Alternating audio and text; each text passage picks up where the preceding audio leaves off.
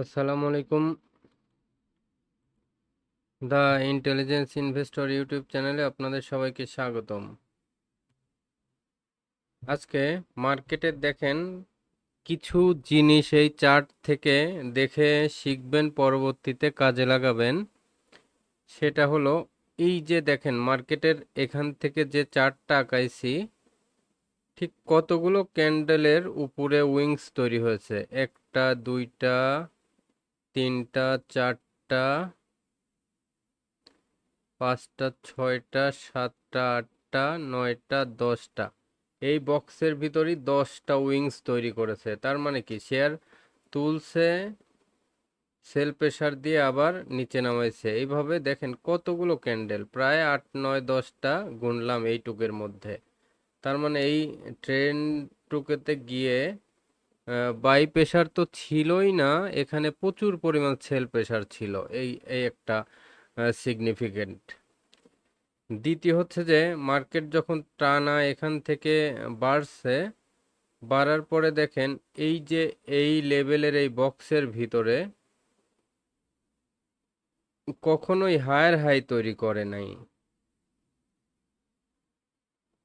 এই পর্যন্ত মার্কেট দেখেন একটা পজিশন ছিল যে এখানে দুইটা ক্যান্ডেল স্ট্রং ছিল, তখন মনে হচ্ছিল কি যে মার্কেট আবার বাড়তে পারে। বাট এইখানে যখন আবার 1, 2, 3, 4, 5, 6, 7 দিন একই রকম পজিশন ছিল, এইখানে এসে আবার এই সেম পজিশন তৈরি করেছে। তার মানে কি, বারবার একটা সিচুয়েশন ক্রিয়েট করে বোঝাতে চেয়েছে যে মার্কেট বাড়বে, বাট মার্কেট রিটেস্ট করে উঠতে পারেনি। এখানে যখন লাস্ট উইংসটা দিয়ে দেখেন এই যে এইখানে এই ক্যান্ডেলটা, এইখানে খুব ভালো করে খেয়াল করবেন।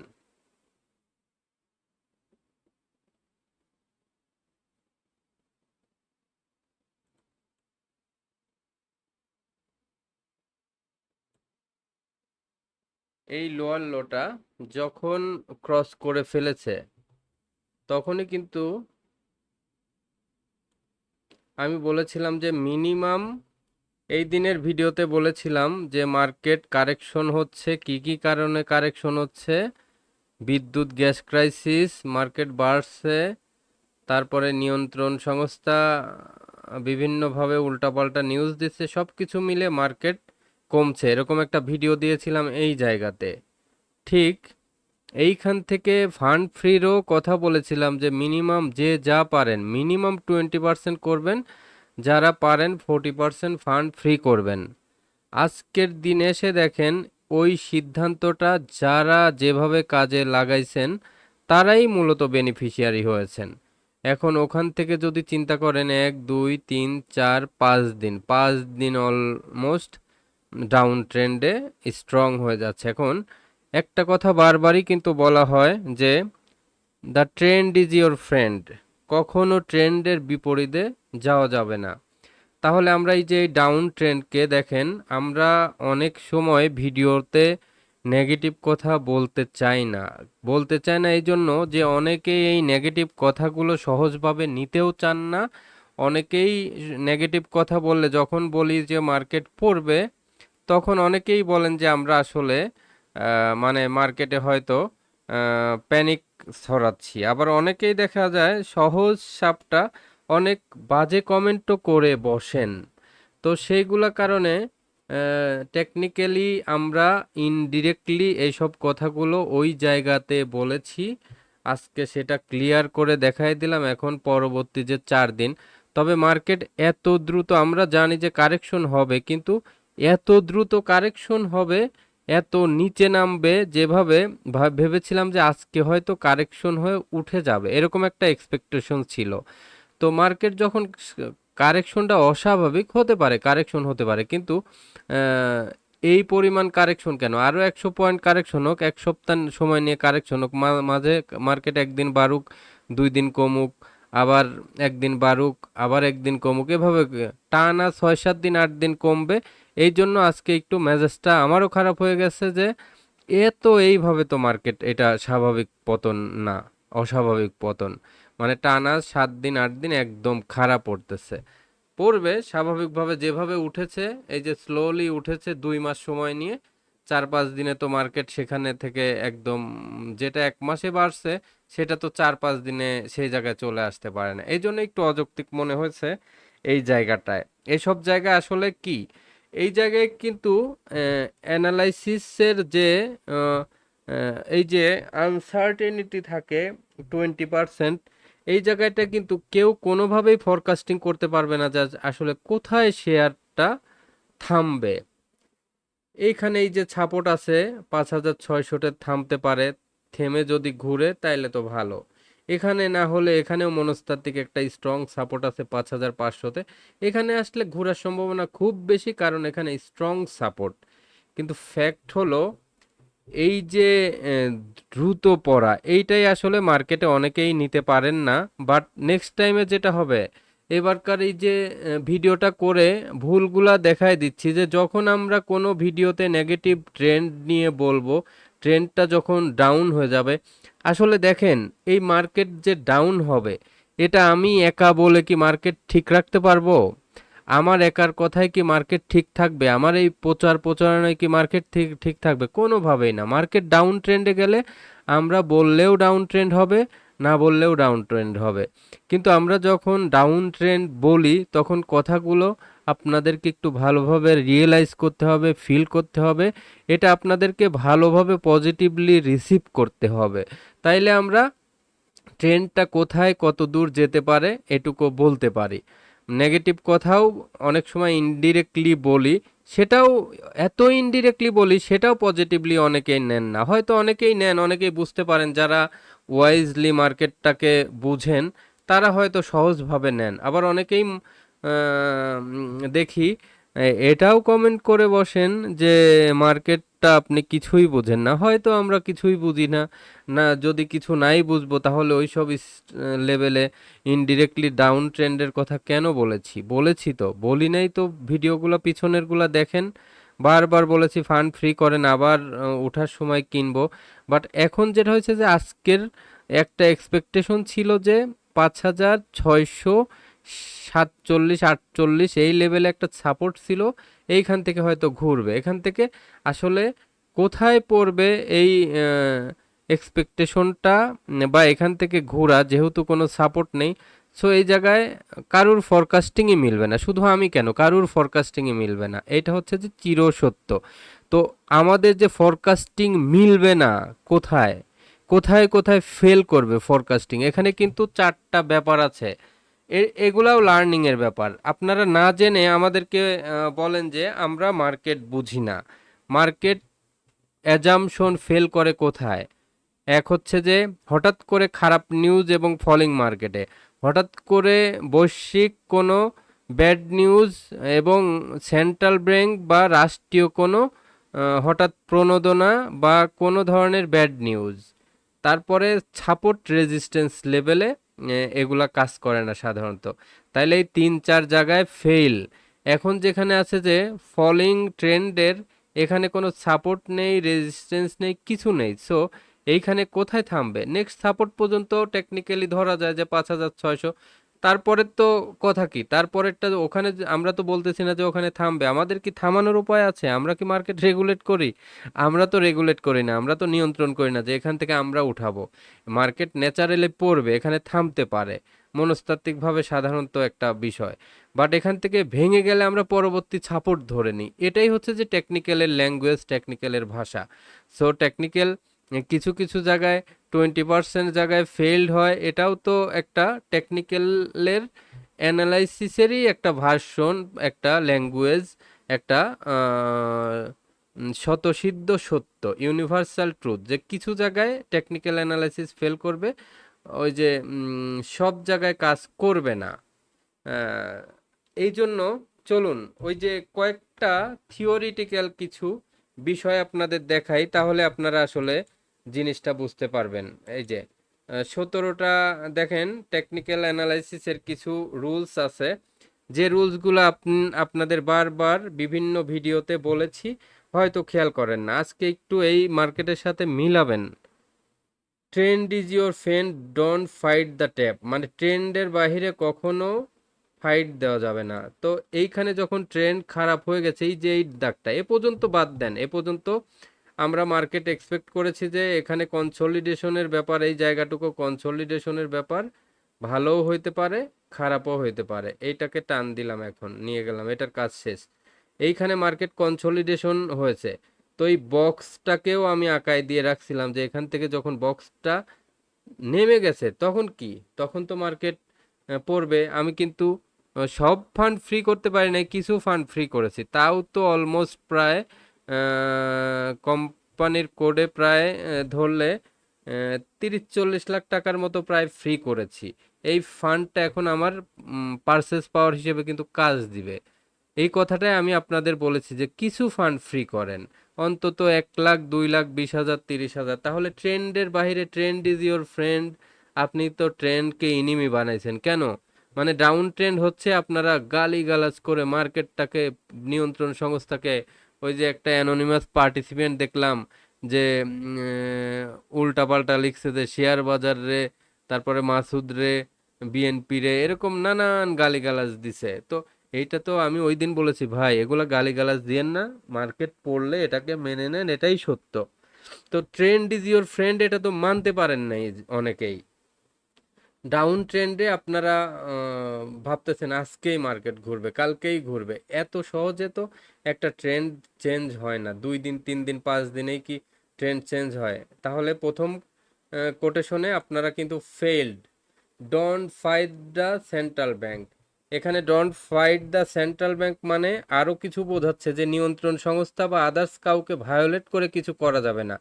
এখানে নিয়ন্ত্রণ সংস্থা চাচ্ছে না যে ইন্স্যুরেন্স সেক্টর বাড়ুক, ওরা চাচ্ছে মিউচুয়াল ফান্ড বাড়ুক। তাহলে গেমলার বা স্মার্ট মানি ঢুকে পড়েছে ইন্স্যুরেন্সে। ইন্স্যুরেন্স যখন গেম হচ্ছে, তখন কিন্তু নিয়ন্ত্রণ সংস্থা একটা বিধিনিষেধ দিয়েছে যে ইন্স্যুরেন্সে যারা মেকিং করতেছে তাদেরকে ধরা হবে। তাহলে নিয়ন্ত্রণ সংস্থা কি চাচ্ছে?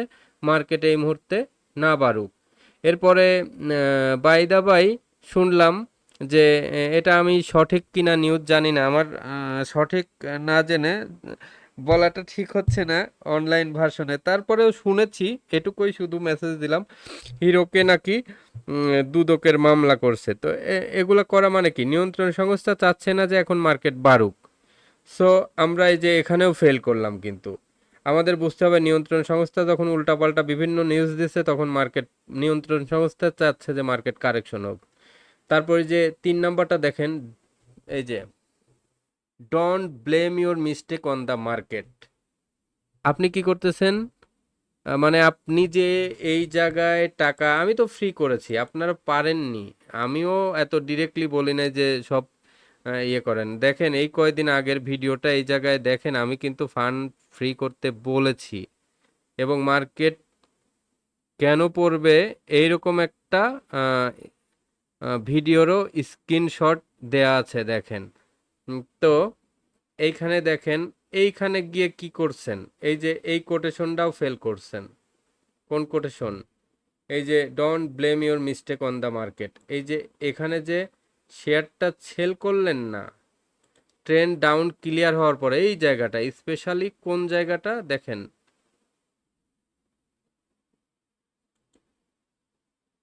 এই যে এই জায়গাটা,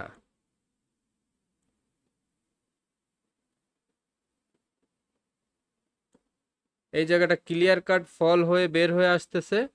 এইটাও ভাঁজ দিয়ে দেখেন নিচের দিকে ট্রেন্ড নিচে, সব কিছু মিলে এই জায়গাটা যে সেল করলেন না, এইটা হচ্ছে যে এই ব্লেমটা কাকে চাপায় দিচ্ছি আমরা?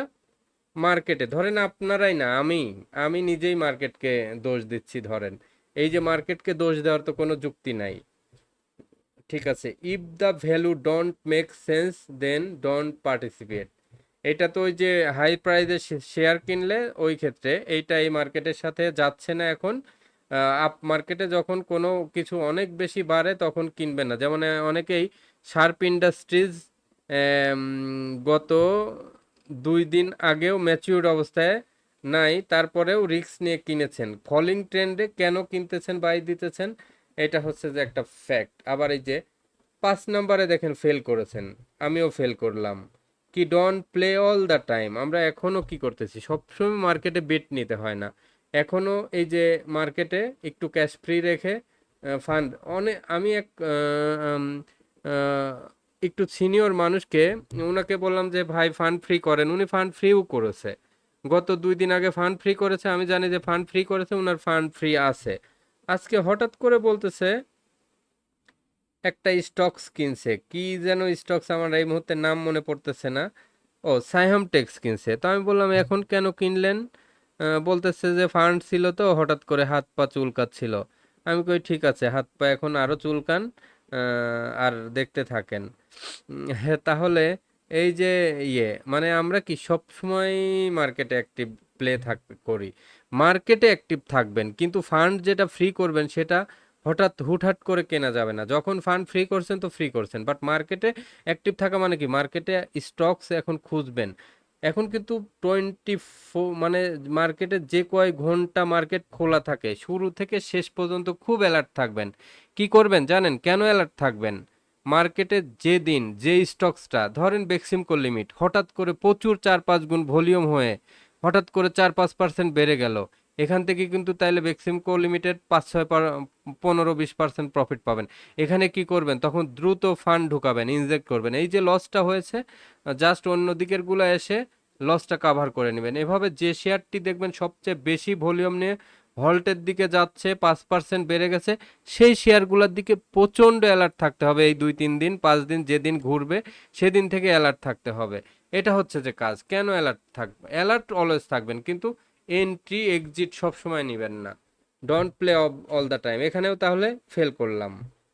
If you can't sleep at night, reduce your position or get out. কোনো শেয়ার কিনে যদি মনে হয় যে আপনি রাতে এই শেয়ারের জন্য ঘুম ধরতেছে না, যেমন অনেকেই শার্প ইন্ডাস্ট্রিজ নিয়ে কিনে আটকে গেছে, এখন কিন্তু ওদের ঘুম হচ্ছে না, তাইলে কি যখন ঘুম হবে না তখন পজিশন আউট করতে হবে?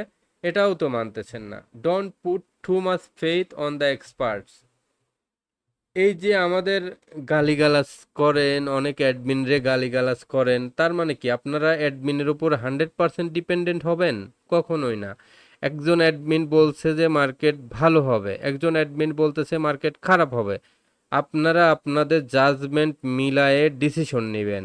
এই ক্ষেত্রে আপনি যদি আপনার ফেইথ অতিরিক্ত এক্সপার্টের উপরে রেখে ভুল করেন, আবার সেই ক্ষেত্রে ব্লেমও এক্সপার্টকে দিচ্ছেন, ভুলটা কিন্তু মূলত আপনারই হচ্ছে।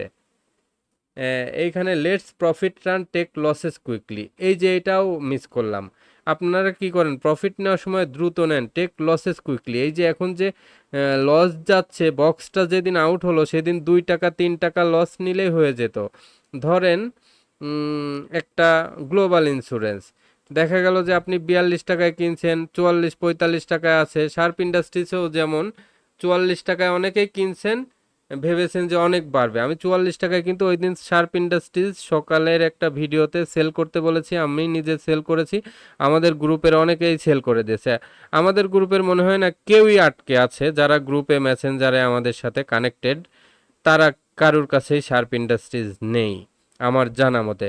তাহলে আপনারা যারা এই যে পরে কিনলেন, কোন আশায় শেয়ারটা ধরে রেখেছেন জানি না, তখন যদি সেল করে দিতেন, যদি ধরেন যে লেভেলে লেভেলেও থাকতো, আপনারা কি লসও হতো না, লাভ হতো না। এখন কি, এখন কি সিচুয়েশন?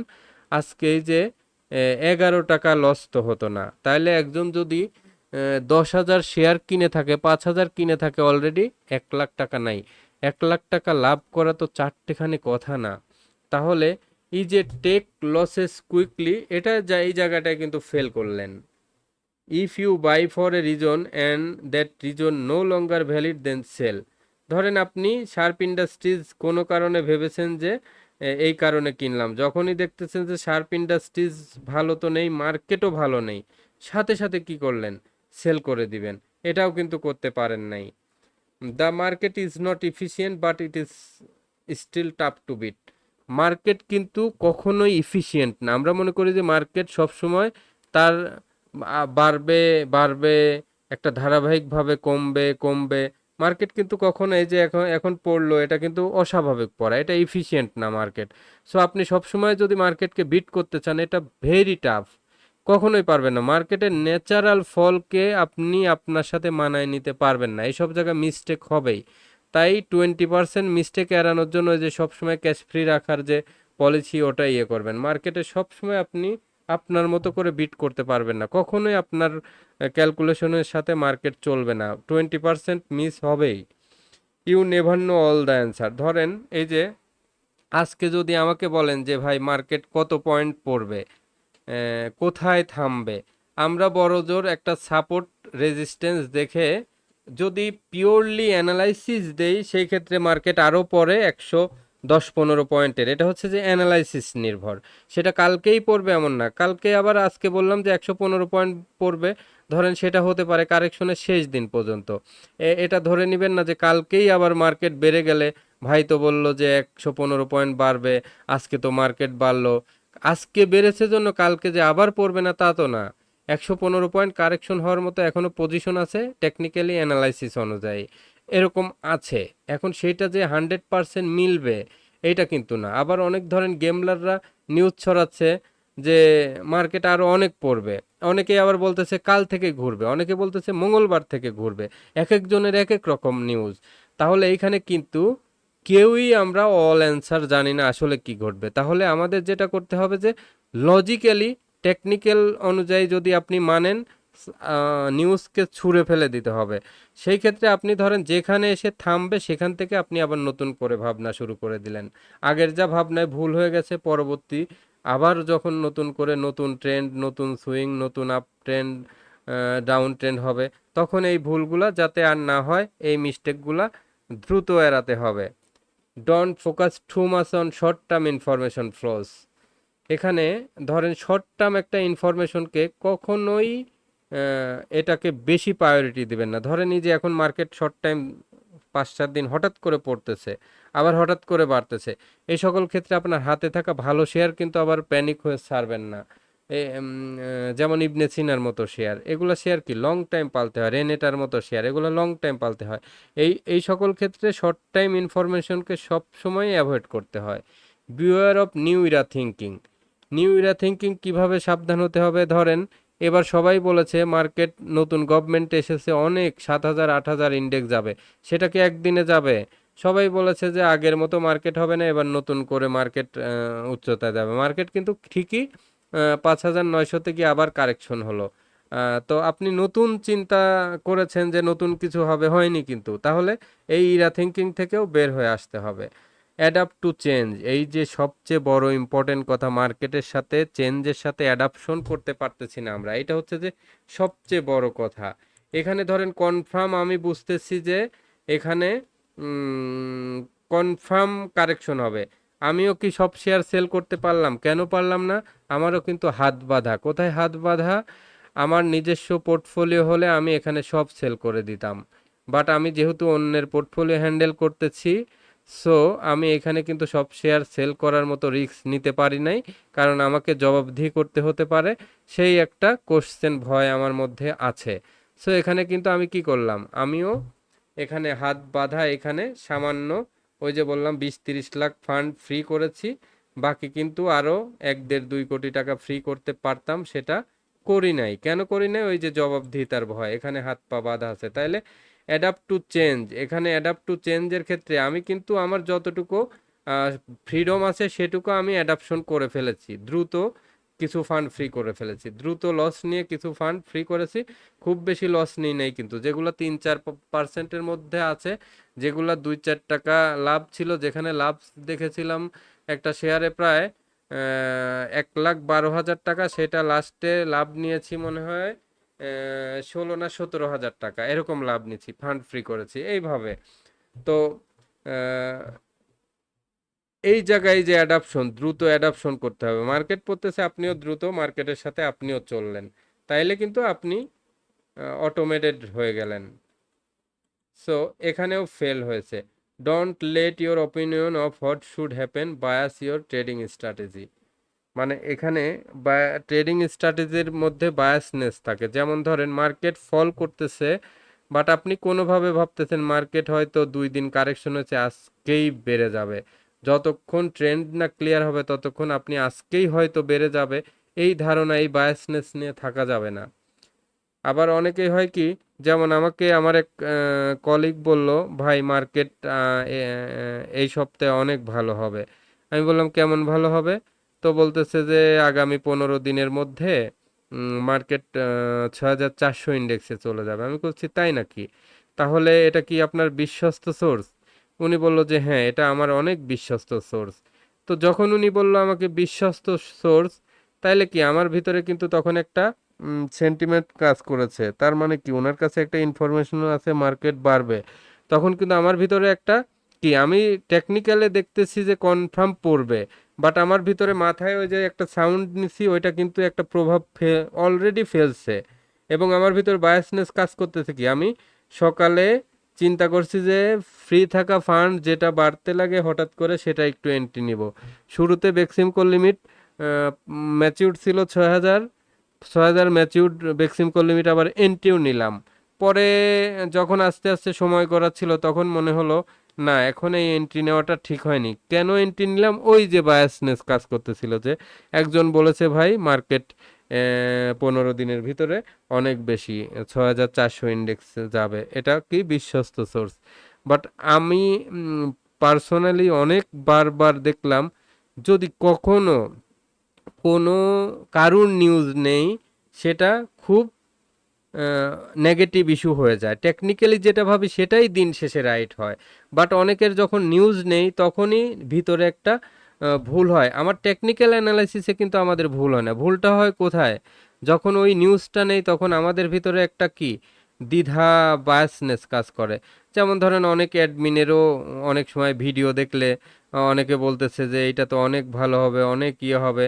তখন আমার মনে হয় যে না, এখানে তো সেল পয়েন্ট, তারপরেও বলতে এ, সাহসের সাথে স্ট্রংলি বলতে একটু ভয় লাগে যে এখানে তো কারেকশন হবে, আমি বললাম হঠাৎ করে যদি না হয় তখন তো অনেকে আমাকে ভুল বুঝবে, তখন কিন্তু আমার সেটা বলা হয় না।